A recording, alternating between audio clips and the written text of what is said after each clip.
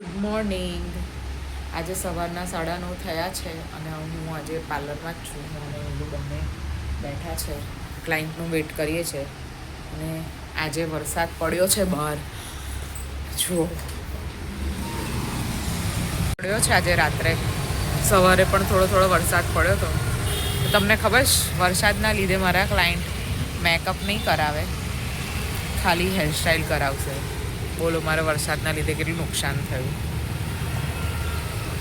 બરોડામાં રાત્રે 4 વાગ્યાનો વરસાદ ચાલુ થઈ ગયો હતો અને અત્યારે સવારે પણ ચાલુ થઈ ગયો. તો જે લોકો મારી સાથે રેડી થવાના હતા તેમણે એવું કહ્યું કે અમે હેરસ્ટાઈલ કરાવીશું, મેકઅપ નહીં કરાવીએ, કેમ કે એ લોકોને જાન લઈને દૂર જવાનું છે. શું કરવાનું, કામમાં ભંગ પાડ્યો વરસાદે. અને અમે કેટલા વાગ્યાના ખબર?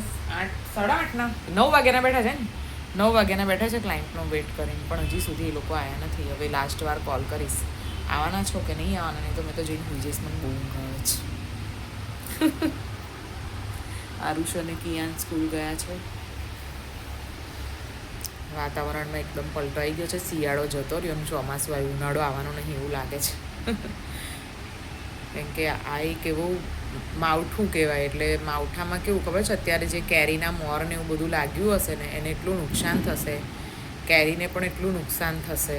પણ હવે શું કરવાનું, જુઓ તો વાતાવરણ બી આમ એવું લાગે બીમાર થઈ ગયા હોય ને આપણે, એવું ફીલ થાય વાતાવરણમાં પણ.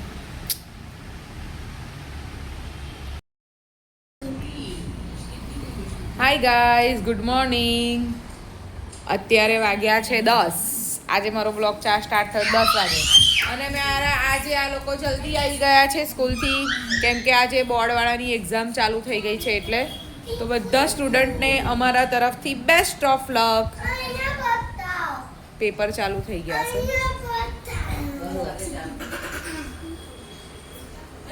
એટલે આ લોકોને સ્કૂલમાં પેલું એવું હોય ને, બોર્ડની આપેલી હોય ને, એટલે આ લોકોને રજા નહીં, સોરી, સવારે 7 વાગે ગયેલા, 9 વાગે તો છૂટા. એને દીકા હે ને, સવારે 7 વાગે ગયા અને 10 વાગે તો છૂટા.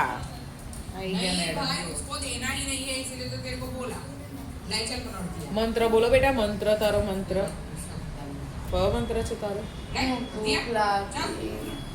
ભૂખ લાગી. અમારો બ્લોગ ચાલે છે.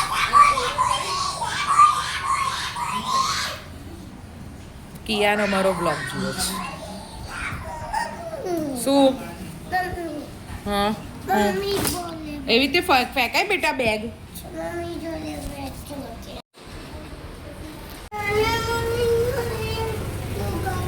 કઈ સાયકલ ચડી ગઈ? શું કરતો હતો તું? હે, આજે ટ્યુશનમાં રજા હતી તો બપોરનો રમે છે અને જો હજી પાછો નીચે જતો રહ્યો, રમ્યા જ કરે છે. અને પછી સાયકલ વાગી હશે ને તો કમ્પ્લેન કરવા આવે છે, મારા ફ્રેન્ડે મને મારી દીધું. બોલો, મશીન હજી થયું નહીં મારું, ગોળ ફર્યા કરે છે. હું રાહ જોઉં છું કે બંધ થાય, કપડાં સૂકવીને નીચે પાર્લરમાં જાઉં.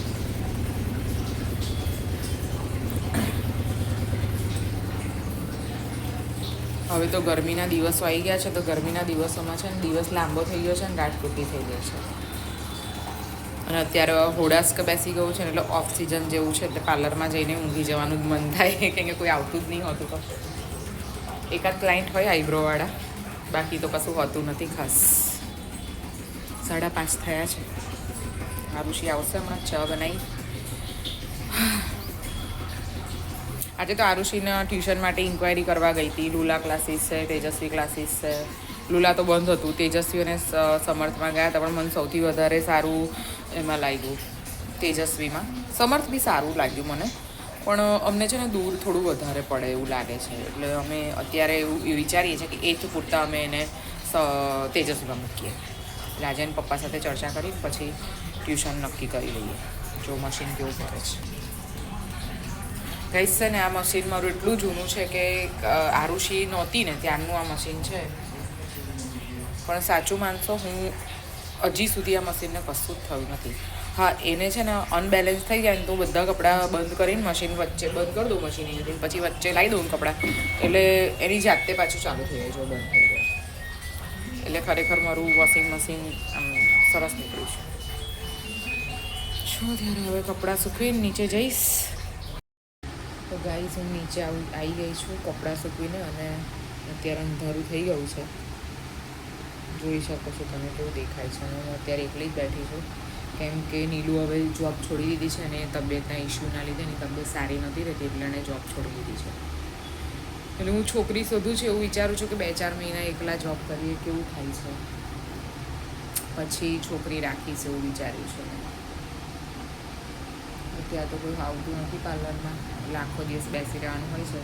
પણ હમણાં પેમેન્ટ કલેક્ટનું ચાલે છે, કેમ કે જે પેમેન્ટ બધાને રેડી કર્યા હતા ને એ લોકોના હજી પેમેન્ટ આવ્યા નથી. હજી આજે આવી ગયા છે 1-2 પેમેન્ટ, પણ હજી 1600 રૂપિયા જેવું લેવાનું બાકી છે એક જણ પાસેથી. એટલે આવી જાય એવું જ છે, એવું બી નથી કે નહીં આપે, આવી જશે. ફોલોઅપ લેવું પડે, બીજું તો શું. શાંતિથી બેઠી છું. 7-7:15 થાય એટલે બંધ કરી દઈશ, કારણ કે જમવાનું બી બનાવવાનું છે. કાલે આ લોકોને સવારે રેગ્યુલર સ્કૂલ છે, અને પેલા કિયાનને તો છે ને કાલે શેરિંગ ડે છે, ટિફિન શેરિંગ ડે. એટલે એ સાહેબની ફરમાઈશ પાછી પેલી બ્રેડ પકોડા બનાવવાની છે.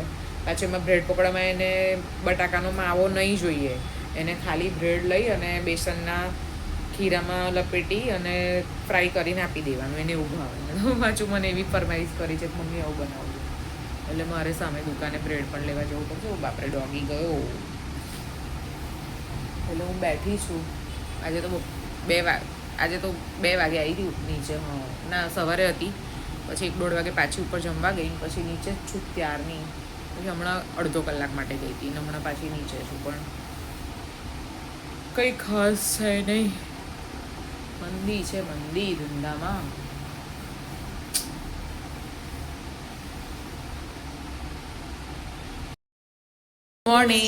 ગુડ મોર્નિંગ તો ના કહેવાય, ગુડ આફ્ટરનૂન કહેવાય, કેમ કે અત્યારે વાગ્યા છે, કેટલા વાગ્યા છે?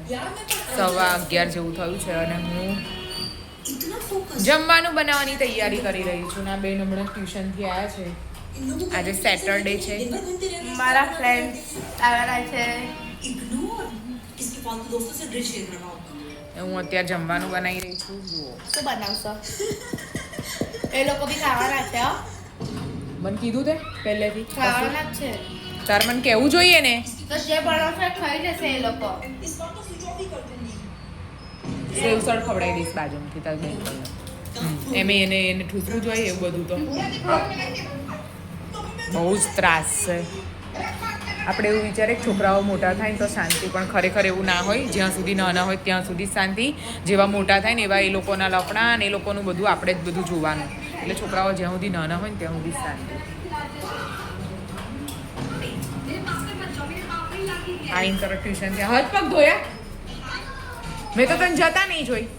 હટાઈથી માંડી ઊંઘું. કિયાન ને પ્રશાંત આજે શનિવાર છે, એટલે કિયાન ને પ્રશાંત ગયા છે હનુમાન દાદાના મંદિરે. હમણાં આવશે. હેર વોશ કર્યા છે, દુકાન બી ખોલવાની છે, પણ આજે થોડી લેટ ખોલીશ, કેમ કે જમવાનું બને તો પ્રશાંત ઘરે છે એટલે.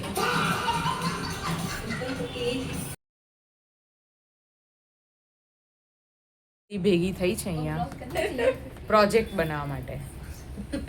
આમાંથી એકય મારો બ્લોગ જુએ જ ખરા. જોરથી બોલું, કેટલું જોરથી બોલ્યા. તો અત્યારે આ લોકો કંઈક પ્રોજેક્ટ બનાવી રહ્યા છે. શેનો પ્રોજેક્ટ છે તીર્થી?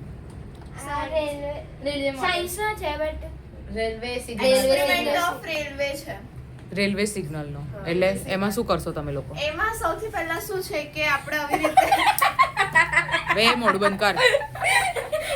બોલ બોલ બોલ સૃષ્ટિ. એમાં આપણે આવી ડિફરન્ટ ટાઈપ, એમાં આપણે સ્ટિક્સ લઈને પછી આવી રીતે એને આ શેપમાં કટ કરીને ને અહીંયા પેલી સોફ્ટ બોર્ડ પિન થી લગાવીને અને અહીંયા આમ આપણે પેલો વાયર કાં તો દોરી લગાવીને પેલું અહીંયા ક્લિપ મારીને જે આપણે કપડાં સુકવવાની લગાવીએ છે ને એ પછી એને વાયરને ખેંચીશું તો એવી રીતે થશે. અને બીજો છે ન્યૂટન ડિસ્ક, એ મેં બનાવ્યું છે. આઈ મેડ. સૌથી ઈઝી હશે ને અમારા આરુષી કરશે. અડધો ઘરેથી હું બનાવીને લાવી છું, અડધો ઘરેથી હું બનાવીને લાવી છું. આમાં છે ને એકદમ લાઇટ શેડ લગાવવાનો 7 કલર્સ નો રેનબો નો, અને પછી એને ફર્સ્ટ ફરે એટલે વ્હાઈટ દેખાય હે ને. અગર એ બ્રાઉન નીકળ્યો તો ફેરવ તો આરુષી, ફરાવ તો એને. પકડને ફાસ્ટ ફેરવ. એકદમ fast. લે. લે આ પકડ. એ આ કોઈ ફેરવ. બોલો ગાઈસ, દેખાય જ વ્હાઈટ કલર? કોઈ તમારી વિડીયો પર કોમેન્ટ નહીં કરતું. ભલે નહીં કરે. લે. થઈ ગયા આપણે. કેટલા કરવાના છે? હા, થોડું થોડું ખબર પડે છે. હા હા દેખાય ગાઈસ અગર એ બ્રાઉન કલરનું થયું તો ઇટ ઇઝ નોટ સક્સેસફુલ, પણ જો વ્હાઈટ કલરનું થયું તો ઇટ ઇઝ સક્સેસફુલ. ના, ખબર પડે છે. થોડો વ્હાઈટ જેવી એ આવે છે. તો એ માર્ક્સ આપવાના છે. 25 બનાવી દીધા પછી તો આપશે જ ને કઈ જવાબ. 25 75 હે ટોટલ. થોડું લાગે છે. સ્કૂલ વાળા વધારે પડતી મહેનત કરાવે એવું નહીં લાગતું? એવું જ લાગે છે. લાગે છે? વધારે પડતી. અને આ આજે અમે video- હમણાં પ્રોજેક્ટ બનાવી રહ્યા છે. અમને સાયન્સ ફેરમાં પણ અમુક લોકોને પ્રોજેક્ટ જોયા હતા. એ લોકોને જ પૂછી લેવું હતું ને કે તમારે પાસે વસ્તુ બચી હોય તમને આપી દો. ભાઈ, આખું વીટી દઉં યાર. Guys, અત્યારે છોકરાઓને ખાલી એકલું નથી હોતું સ્ટડી, પણ સાથે સાથે આવા પ્રોજેક્ટ ને બધું એમાં છોકરાઓ તો અત્યારે મોટા થઈ ગયા એટલે જાતે કરે છે, પણ અમુક વાર તો પેરેન્ટ્સે વધારે કરવું પડે. કેમ, શું થયું?